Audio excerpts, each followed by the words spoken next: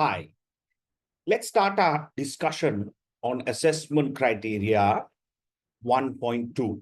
Assessment criteria 1.2 for brand proposition.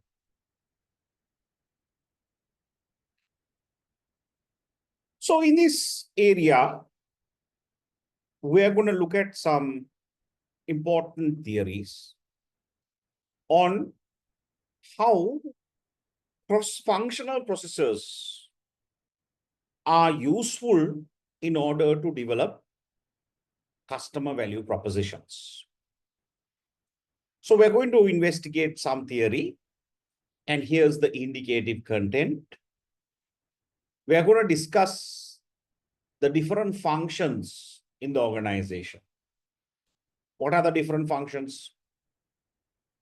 You have IT, marketing, finance, HR, operations. These are 5 key functions.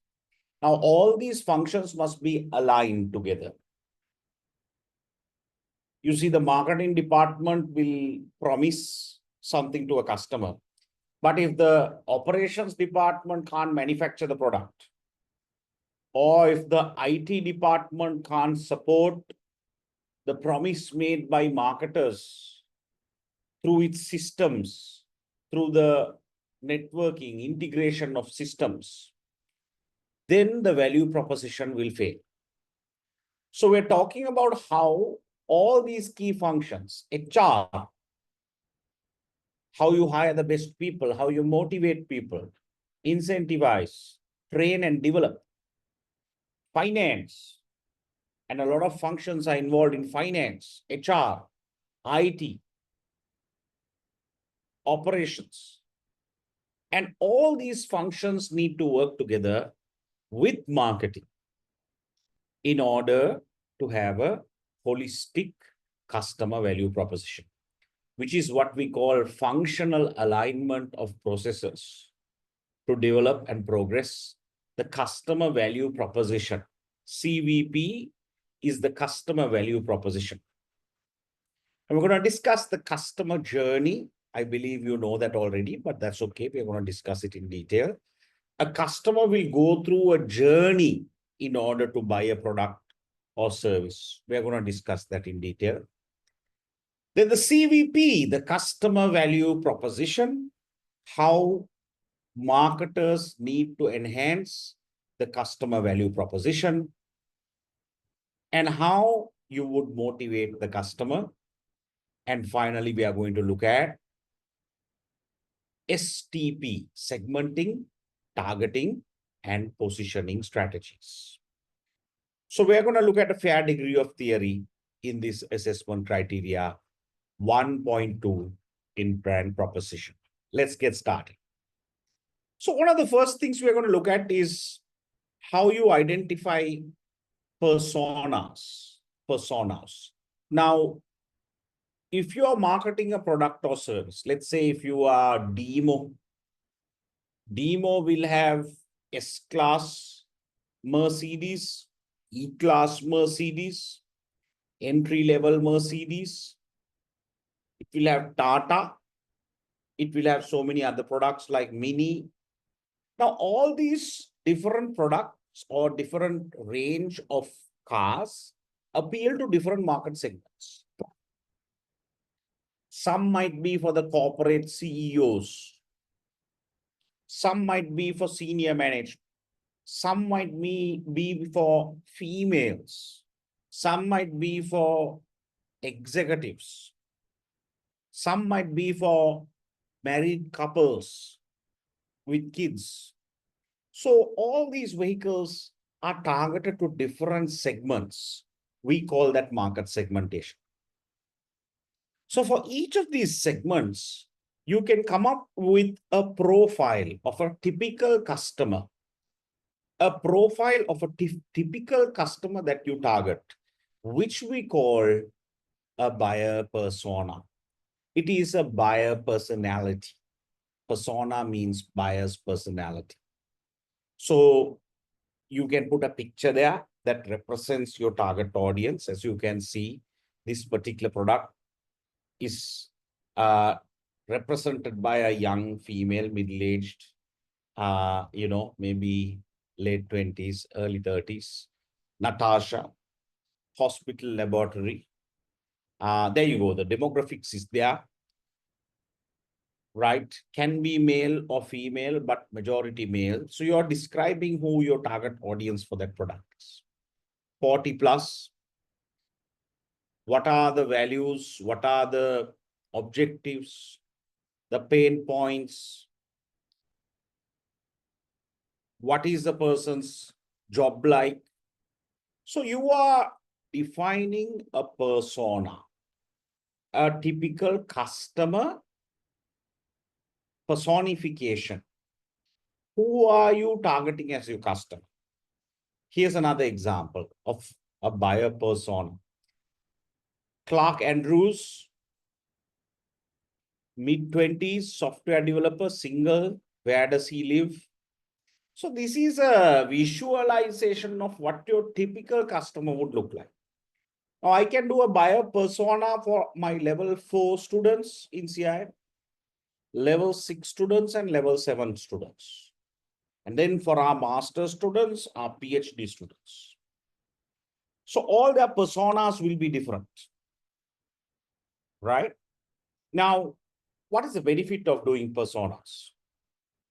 What is the benefit of doing personas? Here's another one. Now, when you do a persona, it is useful in marketing because it helps you meet minds. With whom? With your advertising agency, with everyone in the marketing department as to who you are targeting. What is your primary target? Who is your primary target audience? Your advertising agency is very clear as to whom you're going behind. Your research companies, your other suppliers that you're working with, maybe event management, PR company, I don't know, any other supplier that you're working. They're all very clear as to whom you are targeting. Another area where buyer personas can be clearly used is when you are using social media advertising. Let's say you are using Facebook Boost or lead generation, Instagram, LinkedIn, YouTube. Now, most of these channels like Facebook and Instagram, you can target customers. You can target a specific buyer group. And it gives you details of the target audience that you can target. Not only their age and their demography, but also you can use their likes, their preferences, their personality. You can get very granular in targeting customers, not only in a geographic region or by age. You can even go into their preferences, which is their lifestyle, psychographics. So personas are an important tool in marketing. I hope it is clear, right? Now, as you can see in this, we learned the personas in order for us to learn the customer journey map. We also call this the brand touch points. The brand touch points. The touch points that the customer will experience the organization. So if you look at this example, there are 3 personas. Teresa, 35, business traveler. Jim, 63, retiree. And Kaylee, 19, college student. So this is a customer journey in the airline industry. What is the journey of a customer in the airline industry? So in this, you have both positive experiences and negative experiences. Let me take you through this. So there are 3 segments, 3 personas. All 3 are different from each other. Business traveler, retiree, college student. Industry is airline. So the customer journey is usually understood in 4 phases. The discovery stage, the research stage, the buying stage, also called the conversion stage, and the post-purchase evaluation stage, right? So we understand the journey a customer goes through from discovering the product, learning more about the product, buying the product, and post-purchase evaluation.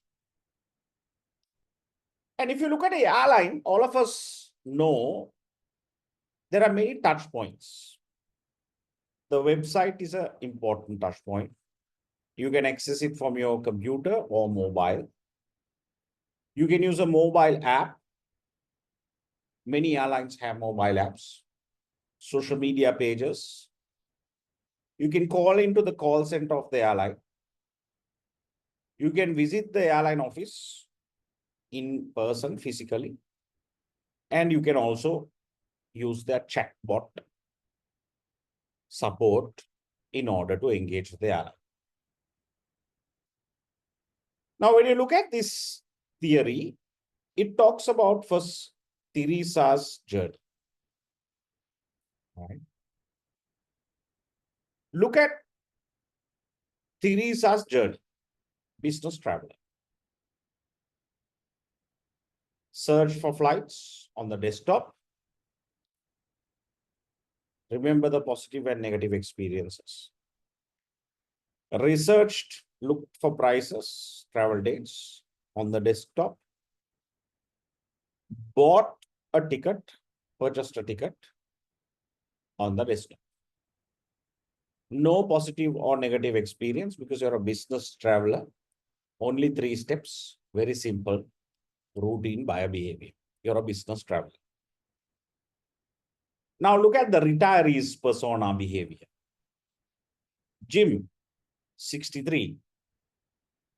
Jim uses the desktop to learn about the airline. Then looked up prices, did more research on the desktop.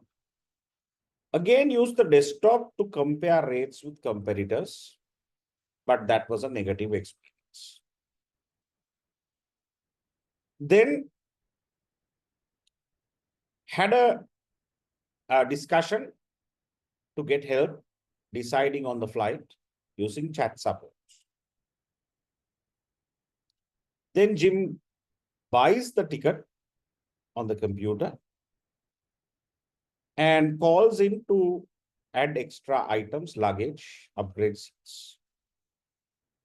And then Jim goes to the counter and gives feedback on customer satisfaction. And finally, positive experience, read the promotional materials on the website. So can you see the journey of Jim? The profile, the persona of Jim, retiree, positive, negative experiences, customer touch points, brand touch points, the customer journey, positives and negatives, how different it is from the persona of Teresa. Teresa was a business traveler. Jim is a retiree. Now contrast that with the third persona, the college student. Uses the mobile to search for flights and social media, watched a video on the news feed, did some research on the mobile app and the website on the mobile, and desktop, looked into alternatives, then buys the product by calling in to get help, and negative experience, buys the product, positive experience using the mobile app, then on social media probably gives a review, post sale, and uses the mobile app to read promotional materials and sign up for frequent flyer programs. So again, you can see Kaylee's college student behavior at 19 is different from business travelers' behavior and Jim's behavior. I hope it is clear. So this is the journey, the customer journey, the brand touch points. And it is important for us to understand this, no matter what industry you operate in. You can be in a bank, a service industry. You can be in a supermarket, an airline, doesn't matter. It is important first for you to identify who your personas are, and then what are the channels, and then analyze each persona's journey, customer touchpoint analysis in the 4 steps using different channels. And that will help us make improvements to your brand experience across the customer journey. I hope it is clear.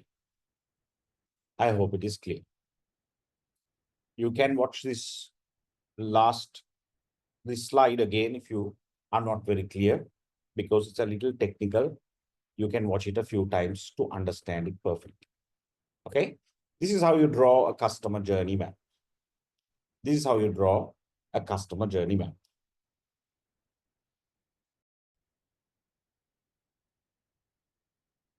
Okay. So we are going to discuss the customer value proposition in detail. And there are many theories available for us to understand it.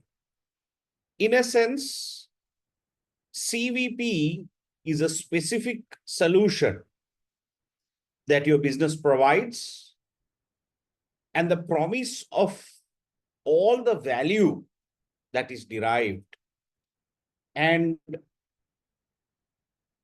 a customer can expect the company to deliver as a bundle of benefits.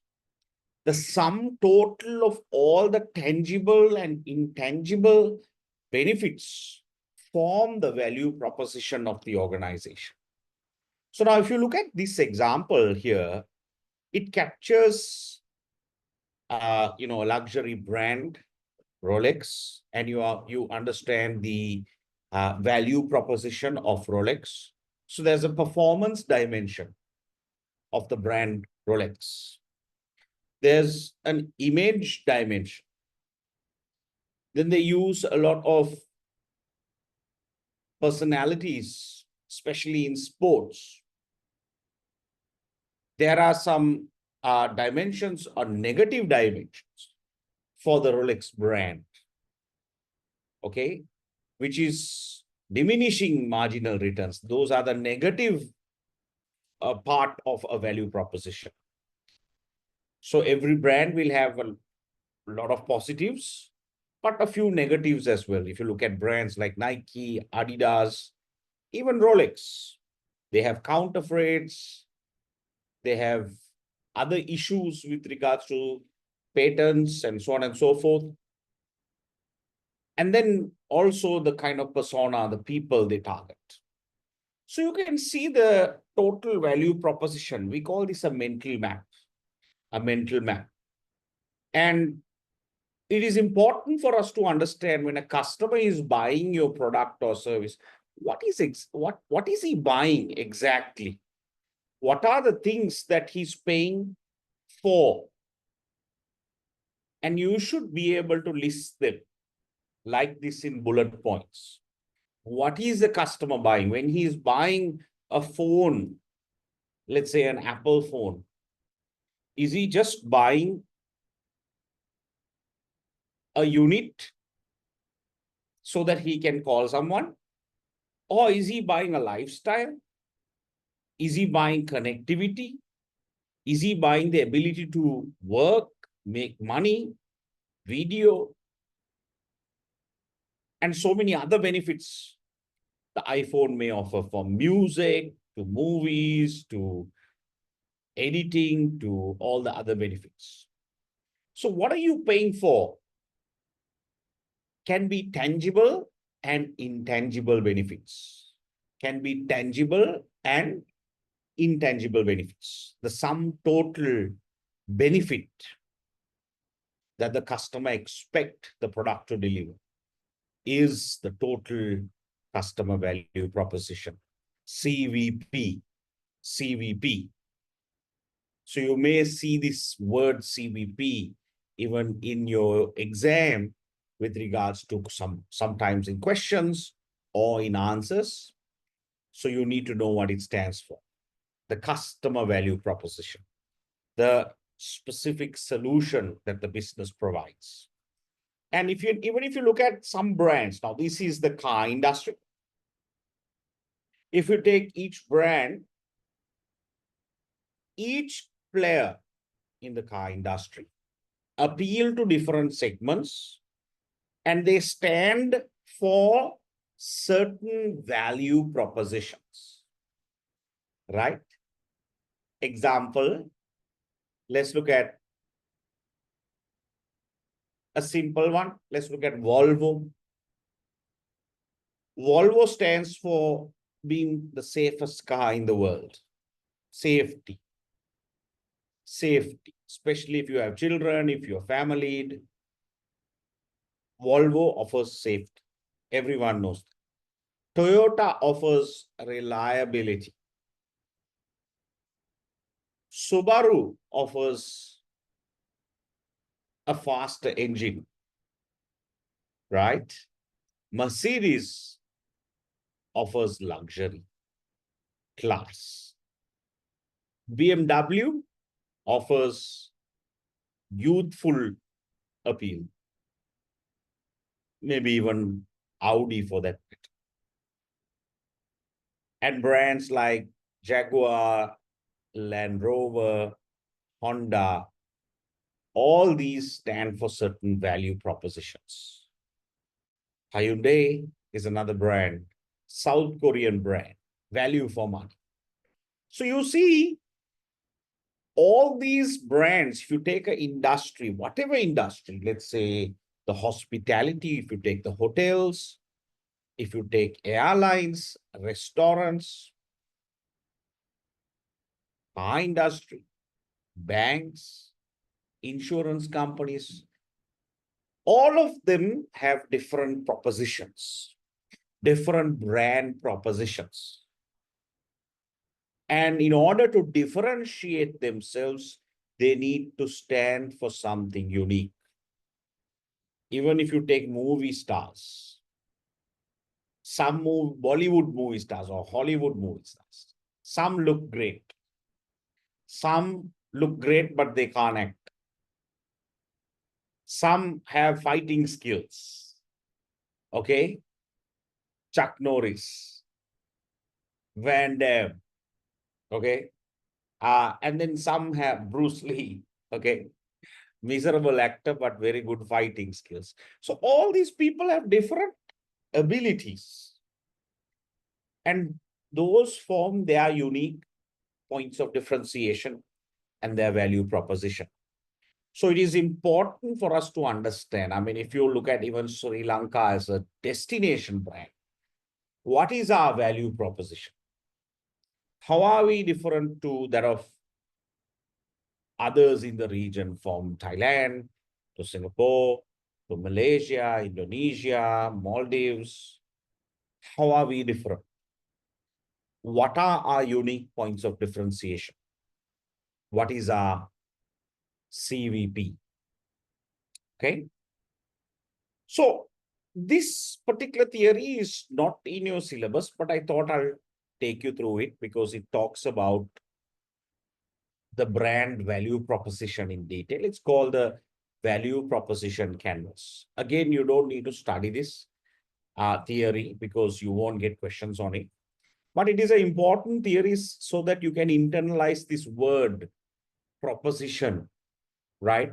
What is the proposition? Unique selling proposition, the brand proposition, the value proposition. And we call this the value proposition canvas. It has two sides, the customer profile and the value map. So don't try to by heart this or study this. You won't be tested on this. I have added this, but it is very much part of understanding the subject.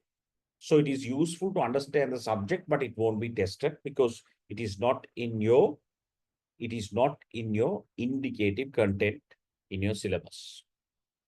So when we talk about a value proposition, we need to match the value proposition like what you see here.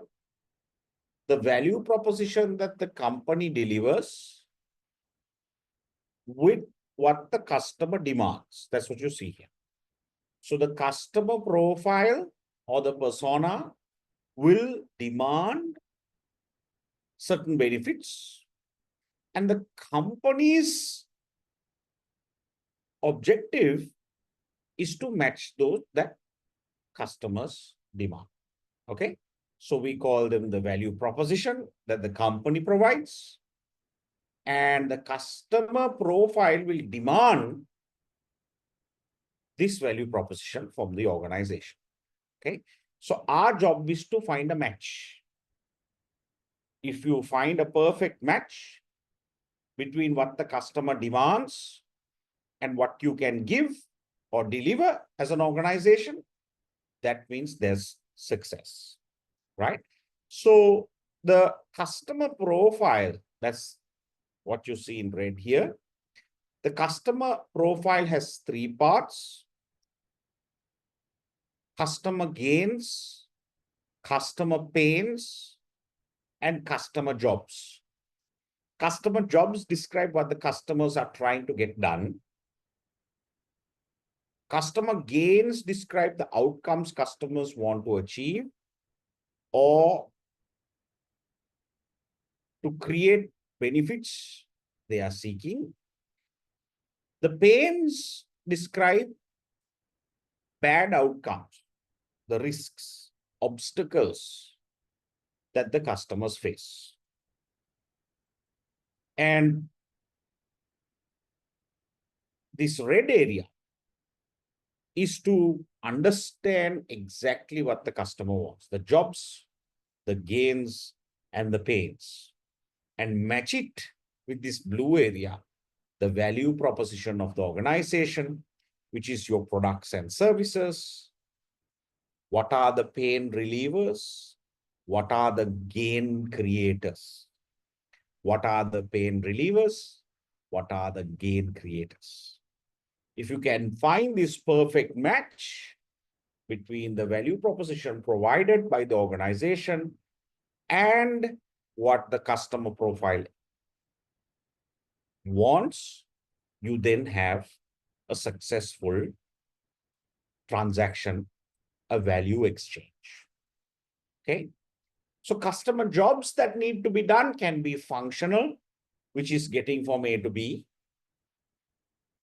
Social can be to impress friends, a social appeal, or an emotional appeal, gaining peace of mind. So that is the jobs to be done part, right? And the value map talks about three areas: the products and services that the company delivers, the pain relievers, and the gain creators. When you put it all together, what we're trying to achieve here is to have a match between, or a fit between, creating a clear connection of the value proposition that is offered and what the customers seek. How your products and services features ease the pains and create gains. Great value propositions target essential customer jobs, pains, gains, and do so extremely well. Now, let's look at an example here. Like I told you, this theory won't be tested. It is called the value proposition canvas. But I can't teach you a theory about value proposition or a subject about value proposition without a theory. Therefore, I'm taking you through this so that you visualize how it works in practice.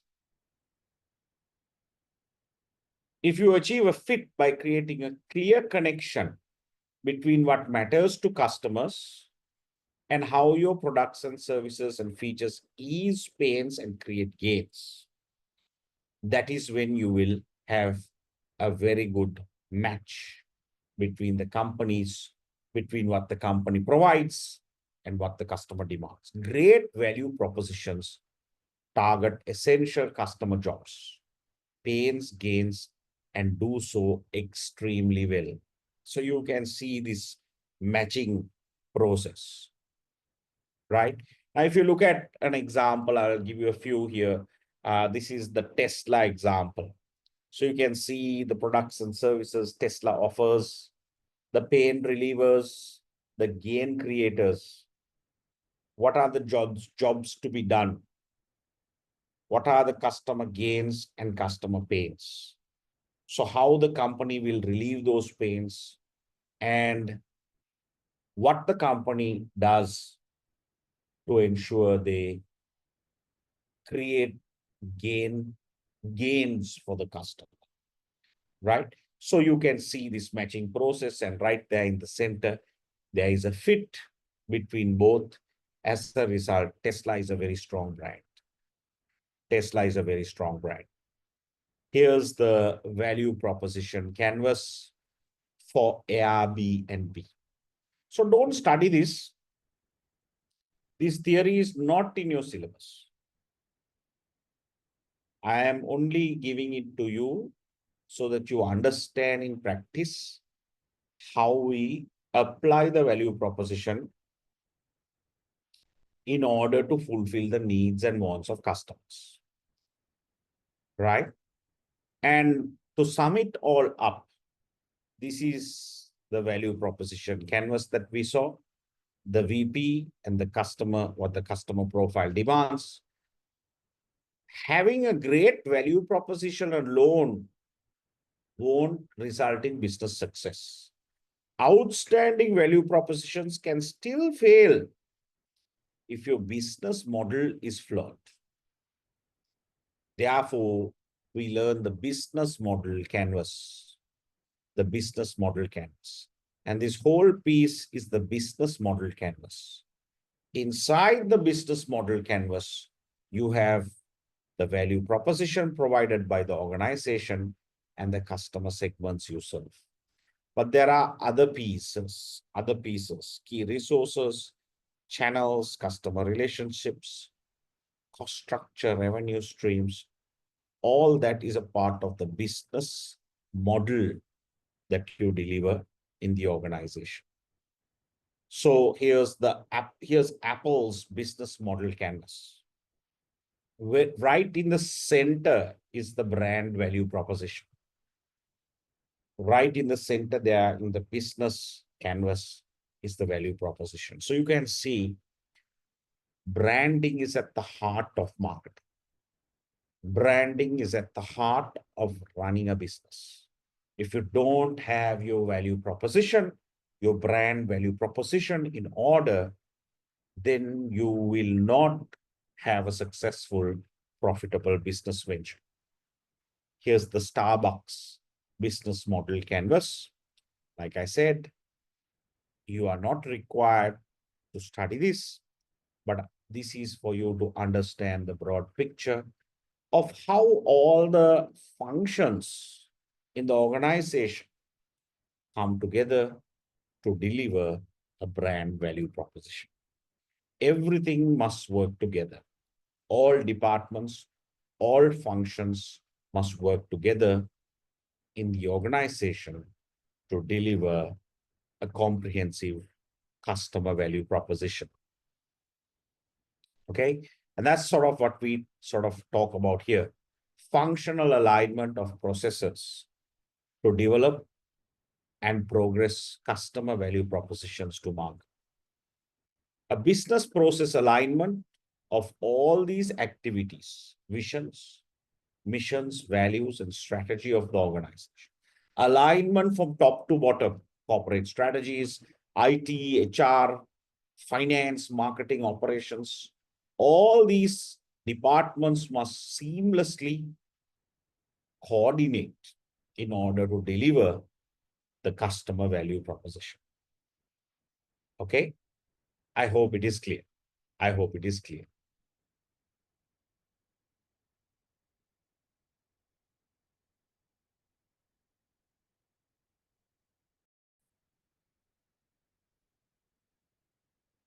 Okay, let's now understand what market segmentation means. Now, this is a picture for you to understand clearly what market segmentation means. If you can see what Sherry Malcolm is trying to do here with this ad, okay, you can see what he's trying to say is cater to a specific audience. International schools, yeah, Amila Sandaha spoken English. Right? What does that mean? He does not cater to the broad market. He is catering to a very focused, narrow segment. So he is not catering to or teaching English to everyone out there. He's teaching English to a very focused segment in the market. So this is one of the greatest examples I've seen of market segmentation, right? So let's delve into the definition. What is market segmentation? Segmentation in the singular word is called khandane or khandane. Khandane. We have learned it in school, okay? Where you divide a market into distinct groups of buyers with different needs and characteristics or behaviors who might require separate marketing mixes. So if you look at any industry, let's take the banking industry. There are different market segments. Let's say if you take a savings account, you might have children's savings accounts, different market. You might have salary saver type of savings accounts. You might have savings accounts for the retired people, retirement focused savings accounts. Savings accounts for couples, joint savings accounts. Savings accounts for professionals, doctors, architects, dentists. You might have savings accounts for the government sector. So you can see the product is the same, but you might target different segments in the market. That's called market segmentation. Dividing a market into distinctive groups of buyers with different needs and characteristics, but they require separate marketing mixes, right? So segmentation offers a lot of benefits. You can target your customers precisely. It offers profit potential because you are going behind a defined market segment. You can also attain segment leadership. Look at the Sherry Malcolm example. You can be a leader in a smaller defined segment. You are able to retain customers because you are focusing more on their needs. And you can focus your marketing communications clearly on the segment. You won't waste your marketing communications. So the segmentation process has 3 steps. The first step is to segment the market, then target these different segments. Then you position your product in the mind of the chosen segments. So we call this the segmentation process, STP, segmenting, targeting, and positioning.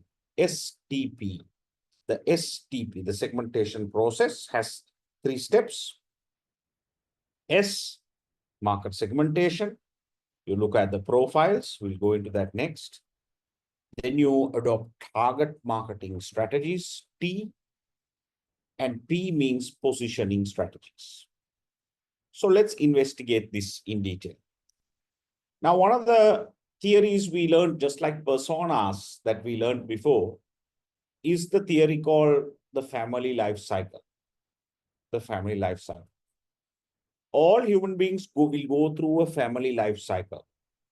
This is an important theory, right? The family life cycle. At the bachelor stage, you have less financial burden, young, single. On your mind is entertainment, fashion, travel. You're free. And then all of a sudden, as a consumer, you go from the bachelor state to newly married. No kids, financially better off. You want to buy new household items or maybe even a house. Romance is on your mind, right?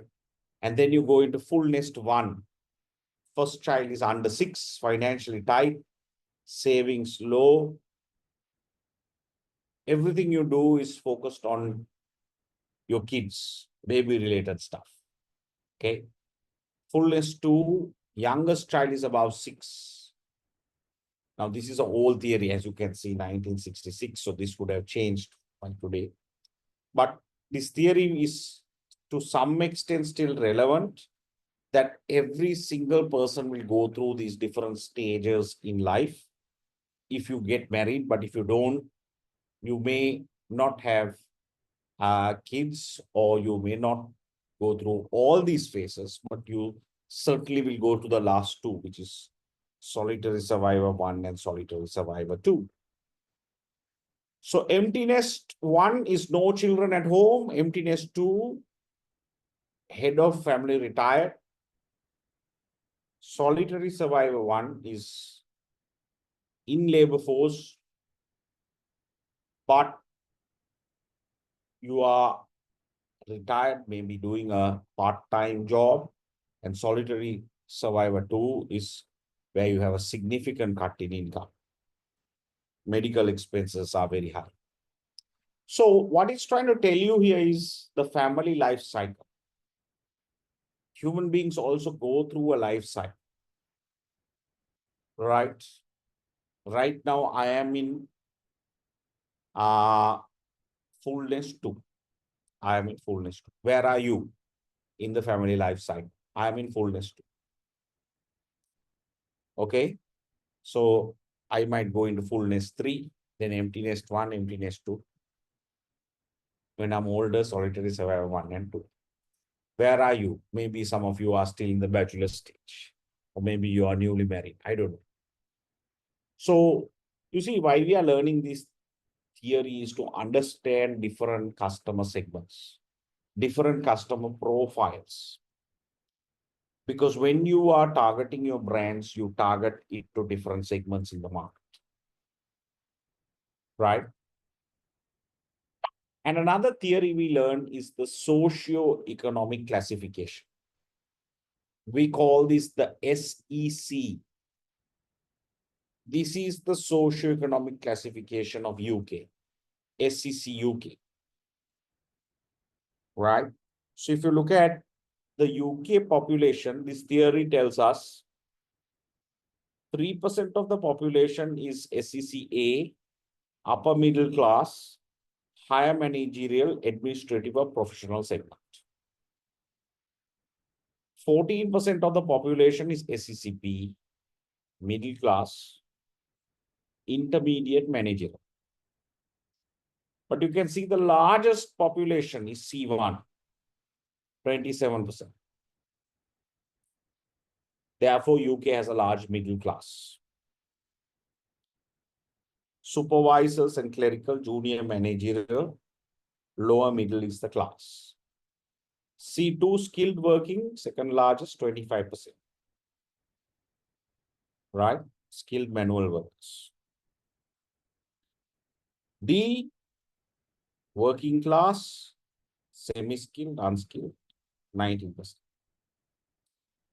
And E, SECE, socioeconomic classification, E, are 12%. Those are the lowest level of subsistence, pensioners, widows, casual workers, and low-grade workers. So you can see again, this is another profiling theory you can use. So if I say my products target SAC A and B, that means you're targeting about 17% of the UK population, which is the highest class. If you say my products target SEC E, that means you're targeting the mass market. In terms of UK, it's about 12%. But in terms of Sri Lanka, mass market might be 30 to 40%. Okay, is it clear? So you learned a few theories now. You learned the family life cycle. You learned what personas mean when we started the class. You learn another profiling tool, how to profile customers, the socio-economic classification of UK. All these theories are in my book if you want to read up further. And another profiling tool we are learning is the 4 bases of segmentation. So when you segment a market, we can segment the B2C market and B2B market. What is that? B2C is business to customer market. B2B is business to business market. Okay. So when you are segmenting the business to customer market, you will use the 4 bases of segmentation. What are the 4 bases? Geographic, demographic, behavioral, psychographic. So you can segment a market. Now, I can segment this class based on geographic variables. Who are the students in my brand proposition class that come from Colombo 1 to 5? That come from Colombo 6 to 10? That come from Colombo 11 to 15? And then the 4th segment can be the others. So what did I do now? I used a geographic variable to segment this class. So you can use geographic variables like region, urban, rural, right? Provinces, states to segment a market. We call that geographic segmentation. Geographic segmentation. Demographic segmentation. What do you mean by demography? Demographic means personal factors. So I can use personal factors like age, gender, occupation, income, religion, race. All those are personal factors, also called demographics. I can use demographics to segment this class. So I can say how many of you are males and females. Then I can take a count. What did I do there? I used gender as a demographic variable to segment this class. Then psychographic means lifestyles, personality. Again, I can segment this class based on your personality. Some might be introverted, some might be extroverted. I can use lifestyles, attitudes, social class. So I can use different indicators, psychographic variables to segment a market. And behavioral means based on your behavior. Based on your behavior, I can segment this class. Example, how many of you have done the short note for assessment criteria 1.1, which is your homework? So how many of you did homework and how many of you didn't do your homework? So I used your behavior, which is a behavioral variable, to segment this class. So similarly, you can segment any market using the 4 bases of segmentation. So this is B2C, B2B, there are 7 variables. So B2C, there's geographic, demographic, psychographic, and behavioral. You need to study this. 4 bases of segmentation: geographic, demographic, psychographic, and behavioral. The 4 bases of segmentation. So geographic can be any of this: region, country, city, density, all this. Demographic means personal factors: age, gender, income, occupation, education, race, nationality, religion, all part of personal factors or demographics. Big word, but means something very small. Demographics. Psychographics means social class, lifestyle, and personality. You can segment a market based on social class, SCCA, B, family life cycle. We learned those theories, lifestyle, personality.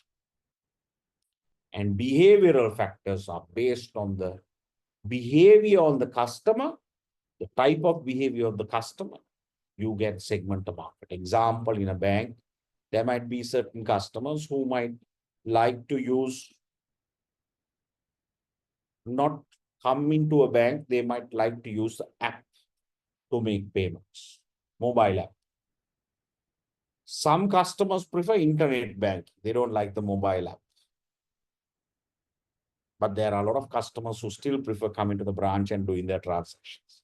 They don't like the mobile app. They don't like web-based payments and all that. They don't trust it. They want to come and speak to someone and do it in the branch. And so there are different behavioral characteristics of customers, and you can segment the market based on behavioral characteristics.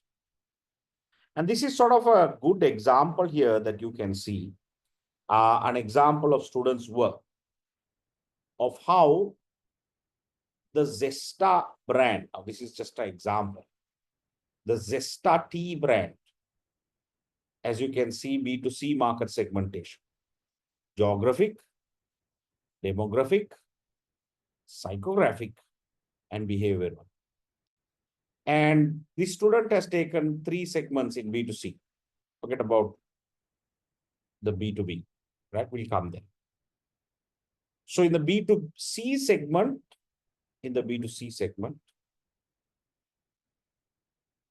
right, the student has 3 products: Prince P, King K, and Old Gold. These are just examples, okay? They're not real.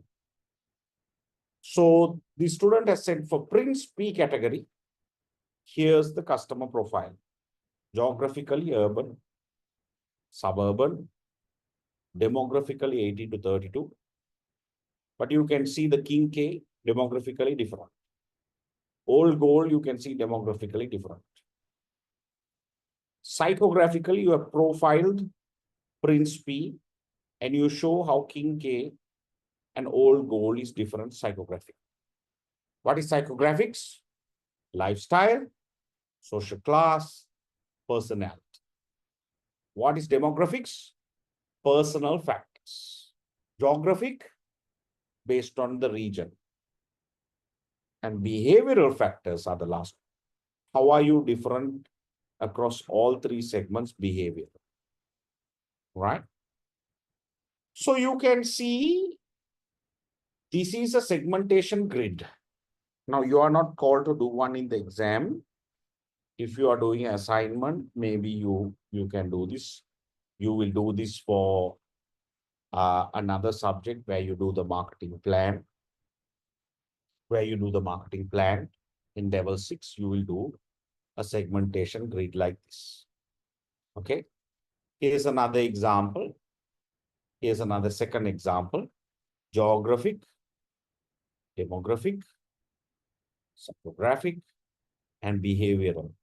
The 4 bases of segmentation. And in this example, you have segment A, segment B, segment C, and segment D.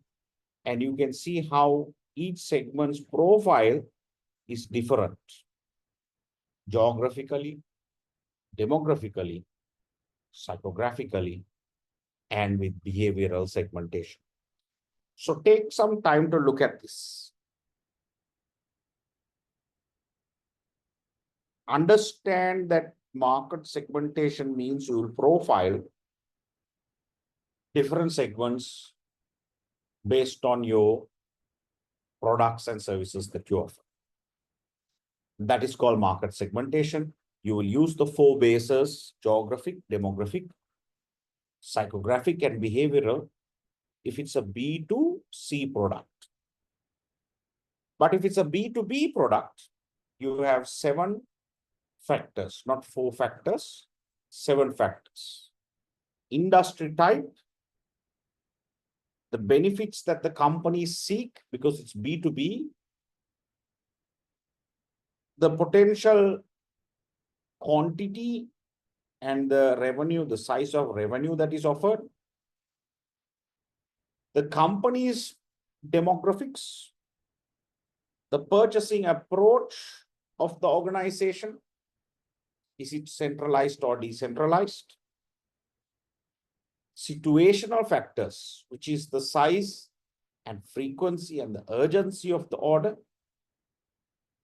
and the personal characteristics of the buyer within the organization.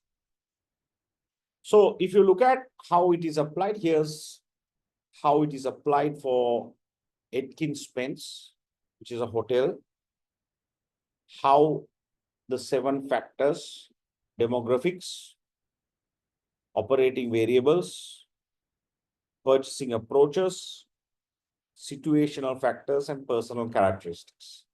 How you have profiled this for a B2B example in Atkins Spence hotels, right? So please take some time. You can watch this video slowly a few times to understand the basis of segmentation. The basis of segmentation. So I told you the segmentation process has 3 steps. STP. So far, we only looked at the first one. The basis of segmentation, how you profile customer segments, what are the profiling tools like SEC, the socioeconomic classification, like the family life cycle, like the 4 bases of segmentation. Those are called customer profiling tools. Customer profiling tools. The second step in the segmentation process is to target some selected segments. And you will use what we call a target marketing strategy. And the third step is positioning your product within the target audience's mind. You position a product in the mind of the customer. And we will come into that. So let's look at the second step. Let's look at the second step, which is target marketing strategies. Targeting. So what is targeting? Kotler defines targeting as the process of evaluating each market segment's attractiveness and selecting one or more segments to enter. I'll give you an example. So there are 3 target marketing strategies. Undifferentiated marketing, differentiated marketing, and concentric marketing or concentrated marketing. Undifferentiated marketing is when you offer one product to the whole market. Much like what Coca-Cola or Siddha used to do those days. One product offered to the entire market. No differentiation. Maybe, I don't know whether Microsoft does that. One product, entire market. Windows software. Right? But you cannot survive for a long period of time by being undifferentiated. You need to differentiate, which means you offer different products to different market segments, like this. Different products to different market segments. And concentrated marketing is you focus on one market or a few market segments. We call this niche, a niche, N-I-C-H-E, a niche. concentrated market, where you focus on one market or a few small market segments, niche market, right? So you can select a target marketing strategy that you wish to choose. And then you go to the third step, which is the art and craft of positioning your product in the mind of the customer. So what do you mean by positioning in Sinhalese? We call this sthanagata kirima. Branding is all about brand positioning. You position your product in the mind of the customer, right? So as per the definition, brand positioning is to occupy a clear, distinctive, desirable place in the mind of your target customer. You position your product in the mind of the customer. Volvo is positioning my mind for safe. Volvo is positioned in my mind for safety. Pizza Hut is positioned in my mind for delivery. Delivery of fast. Delivery of fast. So Mercedes is positioned in my mind for luxury, prestige. So is perhaps Rolex. So how do you occupy a word in the mind of the customer? That is position. That is position. How do you occupy a unique benefit or a word in the mind of the customer? That is positioning, right? So you can adopt many positioning strategies. You don't need to study these, but just understand a few. You can position a product by features, through quality, through a personality. You can have a problem solution positioning. Insurance companies does this. Toothpaste companies does this, right? Emotional positioning, aspirational position, country of origin or activity-driven position, symbolic positioning like the Nike swoosh or the Rolex iconic crown. So there are many ways to position, and we call these positioning strategies. Again, you don't need to study this, but understand that there are positioning strategies. And positioning is about occupying a distinctive place in the mind of the customer. Brand positioning. Every brand must be positioned well. So if you look at Apple, here's some of the positioning variables of Apple. We call this the mental map. It is positioned as an innovative, cool, creative, educational, friendly, graphics, fun, user-friendly. These are some of the aspects of the Apple position according to its case study. Here's the Rolex positioning that we discussed before. The Rolex mental map, the Rolex brand positioning. So if you are to position your product in the mind of the customer, you need to mean something in the mind of the customer. Either it might be through its features, benefits, performance, image, or using even personalities, people that will endorse your brand. You will position your product in the mind of the customer. And sort of a tool that we use, again, you don't need to study this, but it's in my book. We call this a positioning map or a perceptual map, where you will position your products in the minds of the customer. You'll position your products. So all these are products. You have, if you take quality, high and low, and value, high and low, the price, right? Price. You will have some players who are high quality, high priced, low quality, low priced. in the industry. And there can be gaps in the marketplace. And you can reposition your products into these gaps if you want. We call this a positioning map or a perceptual map. A positioning map or a perceptual map. And you can reposition also a brand. You can reposition a brand. That means you stand for something in the mind of the customer, but now you want to change it, reposition it.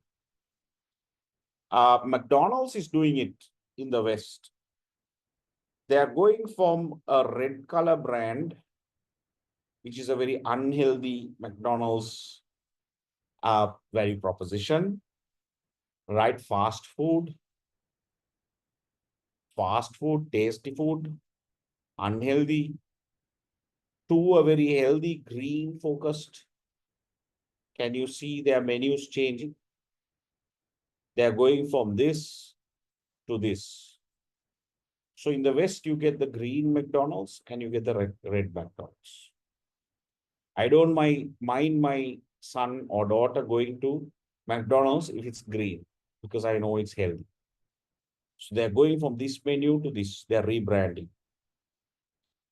So they're going from this, all this to this, salads and kind of tea and things like that, as opposed to, having milkshakes and all that. So that's a good sign. Okay. But rebranding may take time. Of course, they can't do this in every single market because some really want to eat McDonald's unhealthy. And if you change everything in every market, then you lose business. You'll have to close down. So they can't do it in every market, but they're doing it in some markets where they have customers who are conscious about their health and they're going green in some markets, right?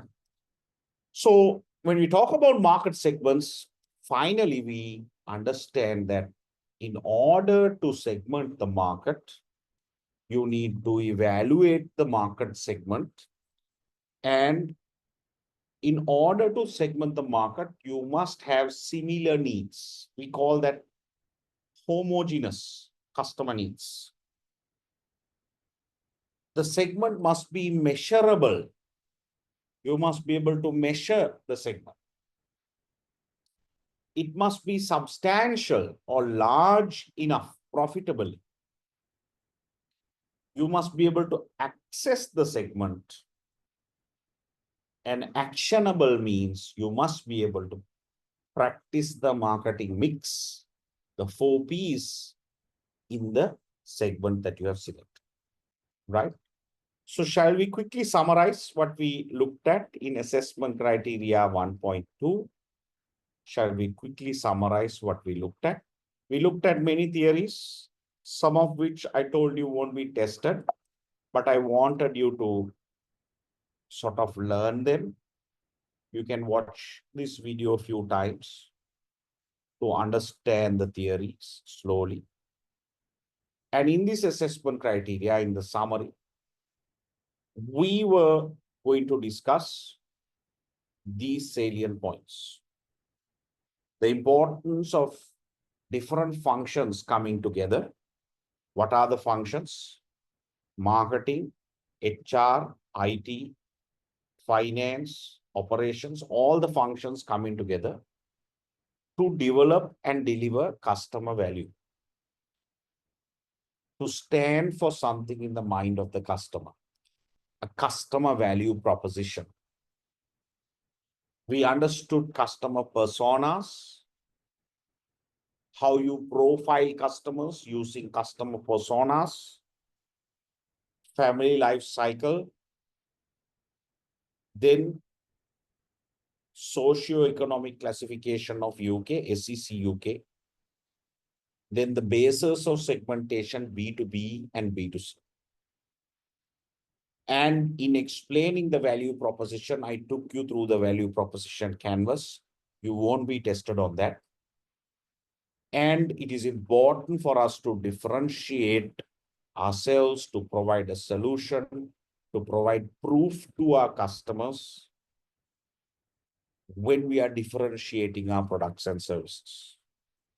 Finally, we looked at STP, segmenting the market, target marketing strategies, positioning strategies, and perceptual mapping. All right. I will see you in chapter 1.3 in assessment criteria 1.3.